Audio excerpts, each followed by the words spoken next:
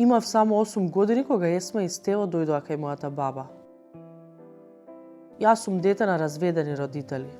Ме чуваше баба ми, а кога Теодосиевски слушнале дека имам талент за музика, дојдоа кај неа. Со устен договор, ете така било во тие времиња, без да бидат вклучени институции, јас бев однесен кај нив. Се грижаа за мене, ме подучуваа во областа на музиката, па така за кратко започнав да настапувам со нив, вели Симеон Атанасов за Слободен печат. После долго размислување, се одлучив да преземам чекор што ќе биде најдобар прец за моите деца, за нивната иднина. Впрочем, моето размислување почна од пред неколку години, откако увидов дека минатата власт не се грижи за нас уметниците, за нив ние сме само едни музичари, музиканти, чалгаджии. Што можевме ние да очекуваме од тогашната власт, ако таа не направи ништо за Никола Бадев, Кирил Манчевски, Васка Илиева, Вања Лазарова? И него почитуваше единствениот музички храм што го оставија Есма и Стево Теодосиевски, кои имаа желба тој дом да биде музеј, музичко школо, секој доаен на македонската музика да добие своја соба, амфитеатар и уште многу дејности со кои би се зачувала македонската уметност. Искрено се надевам и очекувам дека сегашната власт ќе направи се за да се исполни аманетот на Есма и Стево Теодосиевски. Во 1991 година Стево и Есма Теодосиевски решија да се вратат во Македонија, да направат музеј и да вложат се што стекнале во нивните долгогодишни музички кариери и да го остават на оваа држава. Јас паметам дека тогашните власти на Република Србија со жалење го прифатија тоа. Нивните зборови беа: "Ве молиме да не си одите од Белград.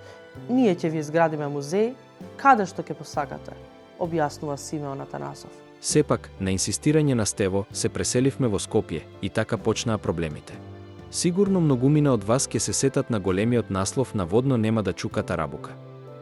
Не им дозволија да се гради музеот на водно, иако самите беа инвеститори на се, со пари вложени и од нас децата барем за една цигла за тој музеј.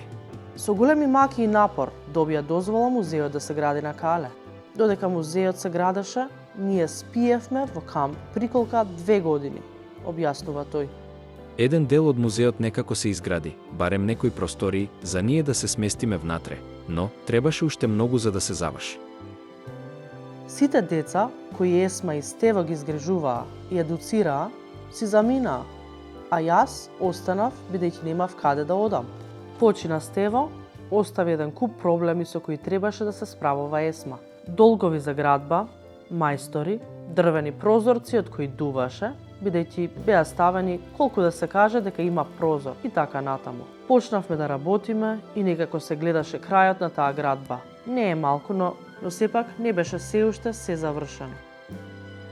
Се појави видовитата Клеопатра која и кажа на Есма: "Јас сонував дека морам да ти помогнам да го завршиш музеот." Така и беше. Дојде, се смести во куќата, почна да работи со луѓе и секоја вечер собираше пари кои ги даваше на Есма. Но не се знаеше каде завршуваат тие пари. Помина и тој период, но музеот не беше завршен. Така, еден ден и предложив на Есма да подигнеме кредит за да го заврши и да го види музеот готов додека е жива, а тоа и се случи. Со 50.000 евра музеот веќе беше при крај. Остана само големата музејска сала, каде што по желба на Стево требаше да бидат поставени и нивните урни. Како што целата македонска јавност знае, судскиот спор се уште трае. Реджепови го оспоруваат тестаментот што го остави Есма. Она што сакам да напоменам е дека до ден денес Министерството за внатрешни работи не си ја заврши работата да ги приведе сторителите на кражбата од музеот на Есма и Стево Теодосиевски, иако јас јавно посочувам дека тоа се биолошките внуци на Есма. Би било ред МВР да се погрижи за се што е однесено и да се врати, бидејќи тоа се експонати кои што заслужуваат да бидат истакнати кога ќе заврши музеот, апелира Симеон Атанасов за Слободен печат.